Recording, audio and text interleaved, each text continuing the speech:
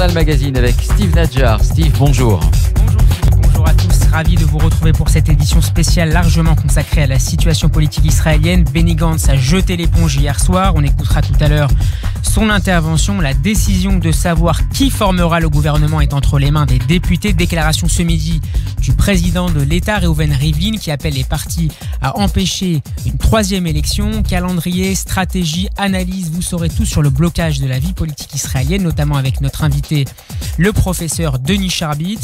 Nous reviendrons également sur les tensions entre Israël et l'Iran avec Amos Harel, grand spécialiste des questions militaires au journal Haaretz. Nous évoquerons également le dernier débat hier soir pour les primaires démocrates aux États-Unis et également ce sondage sur l'antisémitisme en Europe qui risque de faire parler de lui. Radio J.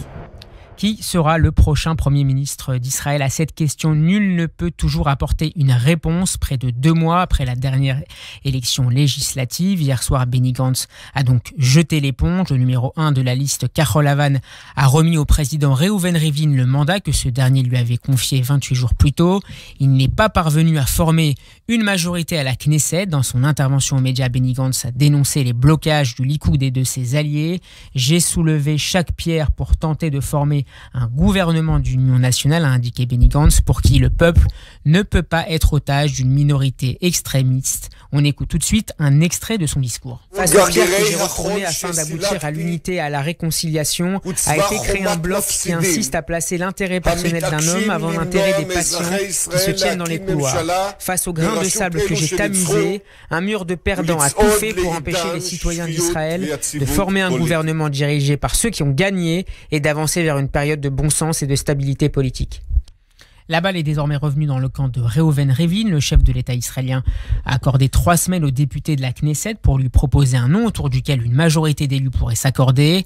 La décision de savoir qui formera le gouvernement est entre les mains des députés, a déclaré ce midi Reuven Rivlin. C'est une première dans l'histoire politique israélienne. Il s'agit d'un moment extrêmement triste et grave dans l'histoire du pays, a regretté Reuven Rivlin, qui appelle, je cite, à cesser la politique d'obstacles.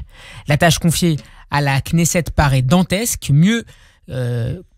Malin sera qui saura comment les choses évolueront d'ici 3 semaines. Ce qui est sûr néanmoins, c'est qu'en cas d'échec, les Israéliens retourneront aux urnes pour la 3e fois en 1 an. La date est déjà fixée au mois de mars 2020.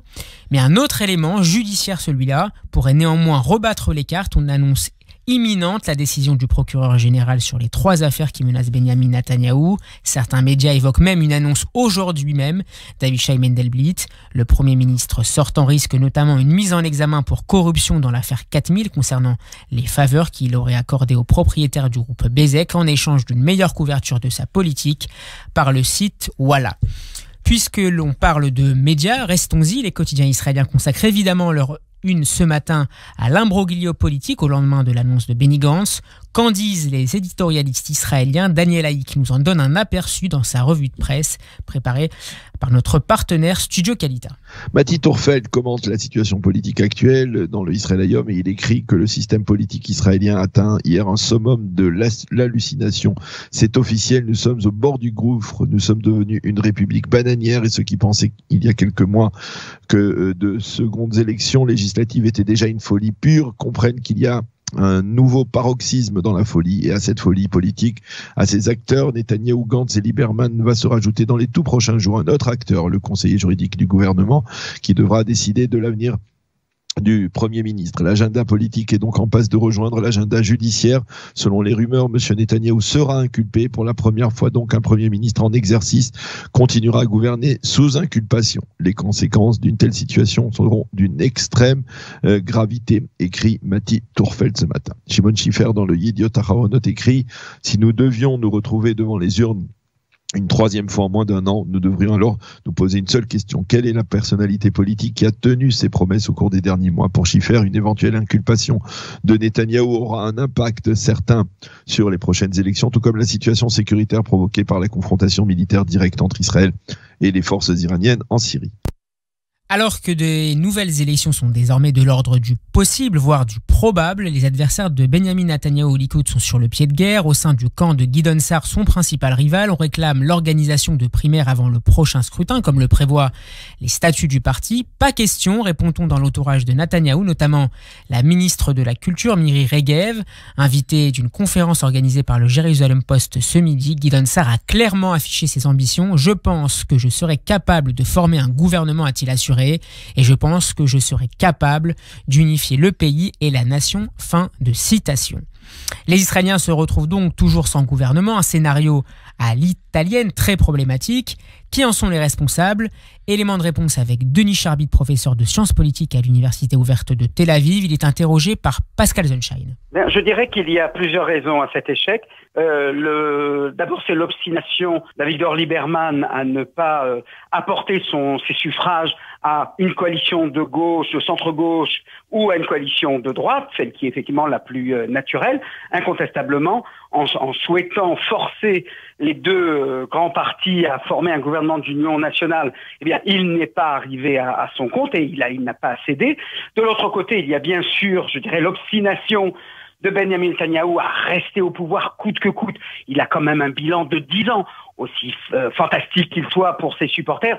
Il est quand même présent et donc il pourrait céder la place. Il a le record même de longévité à la tête du gouvernement en Israël et pourtant il s'accroche et il attend effectivement le résultat de l'audition qu'il a faite auprès du conseiller juridique du gouvernement.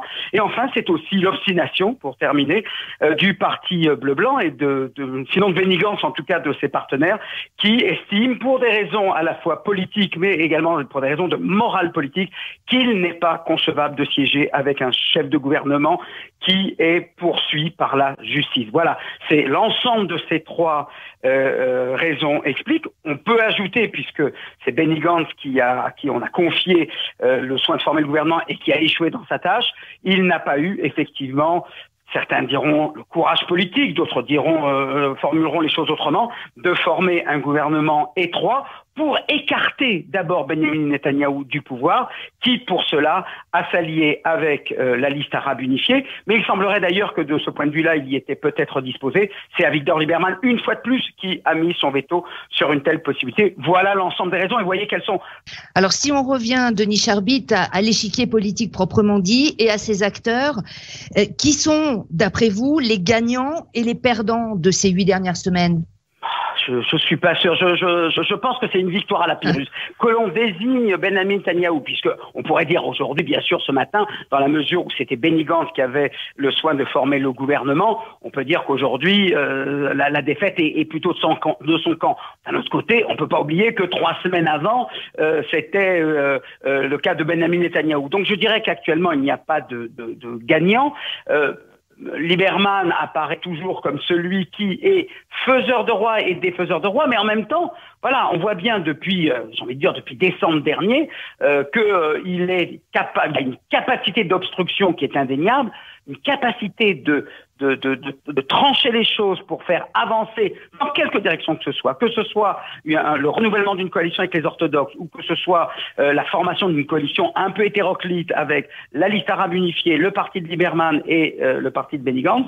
Il a donc une capacité de nuisance, mais il n'arrive pas à la transformer en capacité positive, quel que soit le résultat, quelle que soit la coalition qu'il soutiendrait. Denis Charbit, professeur de sciences politiques à l'Université ouverte de Tel Aviv. On va marquer une pause et on se retrouve dans une poignée de secondes pour la suite de l'actualité. Radio J, 14h11, la suite du journal, Steve Nadjar.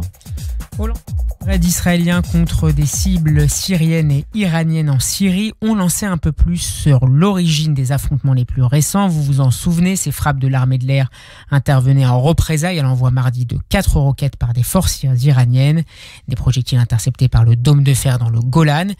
Mais selon la chaîne d'information saoudienne Al Arabiya, ce dernier affrontement avait démarré en réalité dimanche. Le Mossad aurait éliminé un haut responsable iranien en Syrie. Les autorités israéliennes n'ont évidemment pas réagi réagi à cette information, du moins pour le moment. Des responsables syriens ont de leur côté démenti cette élimination, affaire à suivre. Des frappes israéliennes qui ont fortement augmenté en Syrie, déclaration du ministre russe des Affaires étrangères publiée dans un communiqué ce matin. Sergueï Lavrov condamne ces attaques qui, selon nous, vont à l'encontre des efforts déployés pour normaliser la situation et instaurer la stabilité en Syrie, y compris un règlement politique dans ce pays.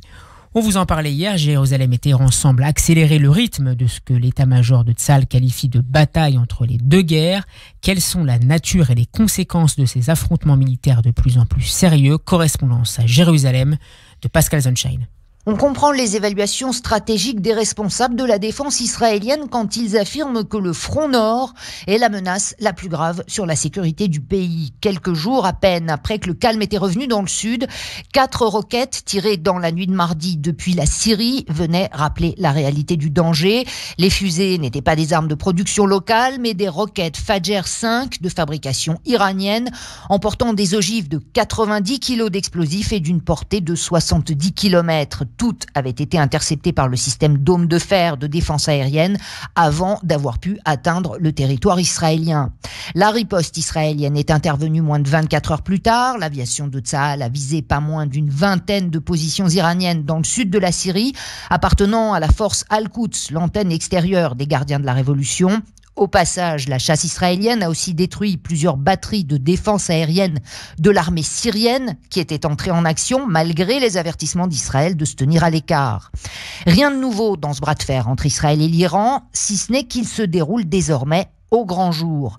Les Iraniens attaquent directement Israël et Israël confirme ses raids contre les Iraniens. La campagne entre les guerres, cette doctrine développée par Tsahal pour lutter contre l'implantation de l'Iran dans la région, s'effectuait jusque-là sans signature ou au moins à bas bruit. Cela permettait de limiter les risques d'escalade puisque l'Iran n'avait pas à reconnaître qu'il avait été attaqué par Israël.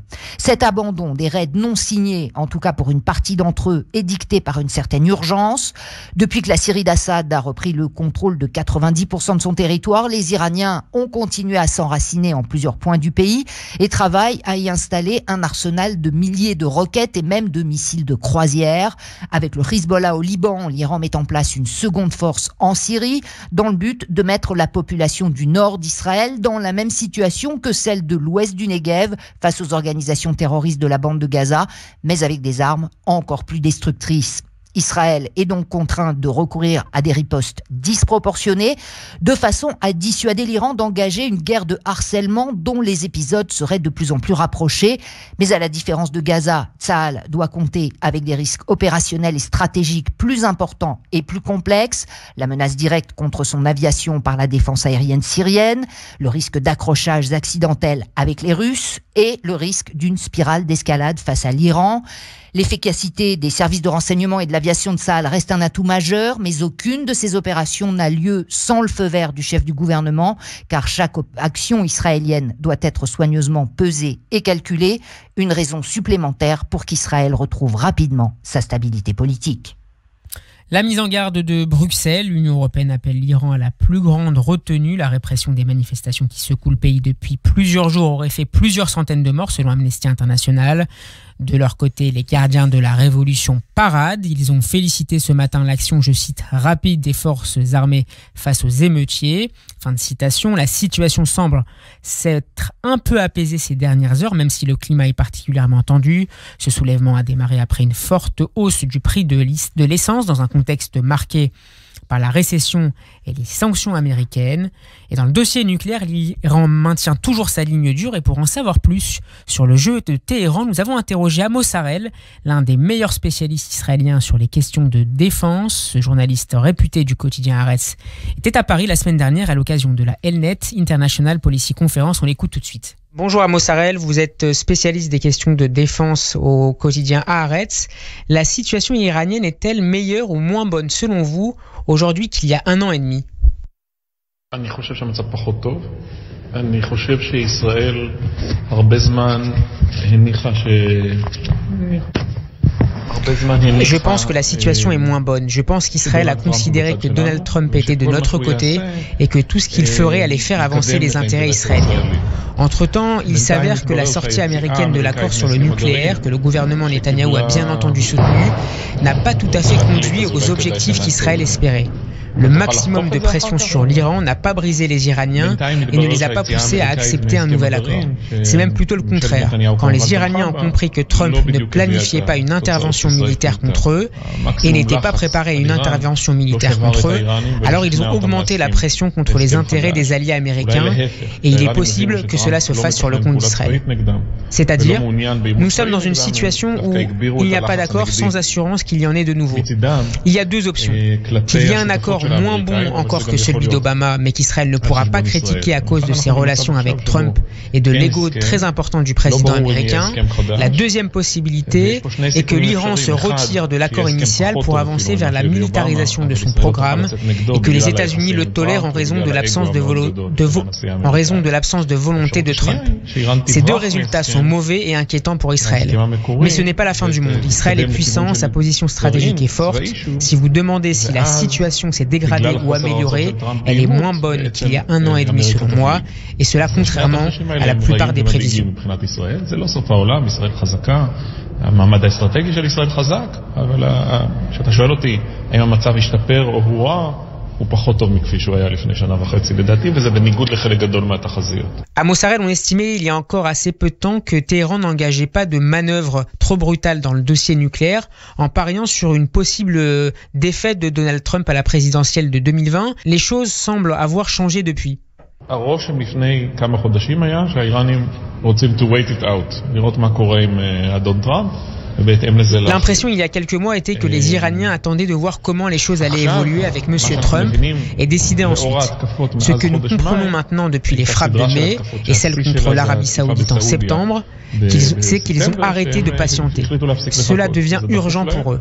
Les Iraniens souhaitent établir une position ferme, combative, une position d'attaque devant les États-Unis. Et pour l'instant, ça leur va. La frappe contre l'Arabie Saoudite, Trump a expliqué que c'était le problème de l'Arabie Saoudite. Un drone américain a été abattu, Trump a expliqué qu'il n'y avait pas de pilote et que par conséquent, cela n'était pas si grave. Ils ont frappé 4 navires dans le golfe Persique, le président a dit que c'était le problème de quelqu'un d'autre. Gabriel Attal nous a rejoint. Bonjour Gabriel. Bonjour Steve. On démarre avec vous, avec le Yémen qui menace Israël. Les forces armées yéménites ont averti qu'elles pourraient toucher des cibles vitales au plus profond des territoires occupés par Israël, a rapporté Presse TV hier lors d'une manifestation organisée à Sanaa. Le brigadier général Yahya a affirmé que l'État hébreu essayait d'établir son contrôle sur des sites stratégiques dans le golfe Persique, à Bahreïn et dans la mer Rouge, selon Presse Télé. Un second responsable yéménite, le brigadier Abdullah bin Amer, a affirmé qu'Israël avait l'ambition d'occuper un certain nombre d'îles yéménites dans la mer Rouge. En Europe, les Pays-Bas cessent de financer l'autorité palestinienne. Ils réduisent leur aide par le biais des salaires versés aux terroristes, purgeant une peine d'emprisonnement dans les prisons israéliennes. Le pays a versé environ 1,6 million de dollars directement à l'autorité palestinienne chaque année. Ils servent à payer les salaires des employés du ministère de la Justice. Le ministère a déclaré que les discussions avec le responsable palestinien n'ont pas abouti aux résultats souhaités. Un film israélien a été récompensé au festival du court-métrage de Téhéran. Oui, vous entendez bien, de Téhéran. C'est votre histoire du jour, Gabriel. Il s'agit d'Ashmina, du réalisateur d'origine israélienne Dekel Berenson, qui a remporté le prix spécial du jury au festival du court-métrage de Téhéran, qui s'est terminé samedi soir dernier. Le film, qui avait déjà remporté un prix lors d'un festival en Irak le mois dernier, se déroule au Népal et raconte l'histoire d'une jeune fille travaillant pour des touristes attirés par la pratique du parapente.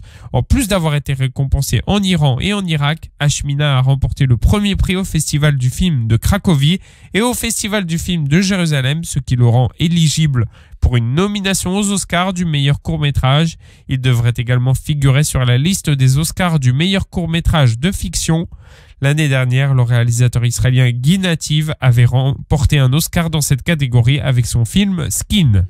Joli succès donc pour ce court-métrage. On va marquer une courte page de publicité. Ne bougez pas, on se retrouve tout de suite. 14h22, Radio J, la suite du journal, Steve Nadjar. Les Européens sont-ils antisémites? En partie, selon la Ligue Anti-Defamation. C'est ce que vous nous racontez, Gabriel. Oui, selon un sondage réalisé en 2019 sur l'antisémitisme à la demande de la Ligue Anti-Diffamation, un Européen sur 4 partage des avis antisémites. Ce sondage réalisé auprès d'un panel de 9000 personnes révèle qu'un nombre considérable de personnes croient que le peuple juif cherche à dominer le monde. Il est profondément préoccupant de constater qu'environ un Européen sur 4 a des croyances antisémites qui ont perduré depuis la veille de la Shoah, a déclaré le directeur général de l'Anti-Defamation League, Jonathan Greenblatt.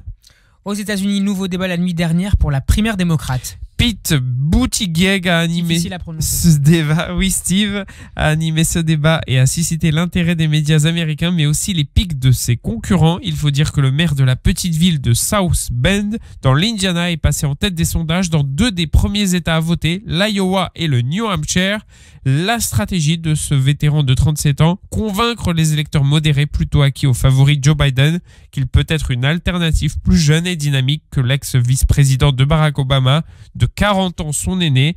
Pour cela, rien de plus efficace que de parler du futur. En matière de sécurité, nous n'avons pas de stratégie digne du 21e siècle venant de ce président, Donald Trump. Après tout, il s'appuie sur des mécanismes de défense du 17e siècle, comme construire un mur. En tant que président, je me concentrerai sur les menaces du futur.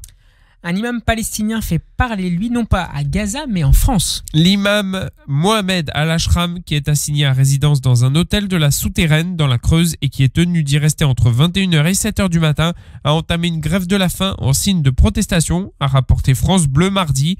Assigné à résidence à plusieurs reprises depuis 2015, l'imam fait également l'objet d'une mesure d'expulsion du territoire français pour avoir tenu des prêches de haine contre l'Occident, les États-Unis et Israël. Désigné comme étant un imam radical par une note des services des renseignements français, il aurait également convaincu des jeunes d'aller combattre en Syrie. Et on termine avec du cinéma. Le dernier film de Roman Polanski cartonne dans les salles. Le thriller historique J'accuse de Polanski, qui a connu une sortie mouvementée sur fond de polémique, est arrivé en tête du box-office en France sur 5 jours, dimanche soir, réalisant le 7e meilleur démarrage de l'année pour un film français, selon des chiffres publiés lundi. Depuis sa sortie hier, ce film sur l'affaire Dreyfus avec Jean Dujardin a réalisé 386 720 entrées dans 545 salles, selon les chiffres de CBO Box Office, un très bon chiffre, mais attendu en raison d'un budget conséquent de 22 millions d'euros. Merci Gabriel Attal, c'est la fin de ce journal magazine. Merci de votre écoute et de votre fidélité. Prochain rendez-vous avec l'information à 15h avec le Flash. Tout de suite, l'émission Pont Neuf. Shlomo Malka reçoit Dominique Régnier, directeur général de la Fondation pour l'innovation politique. Bon après-midi, prenez soin de vous.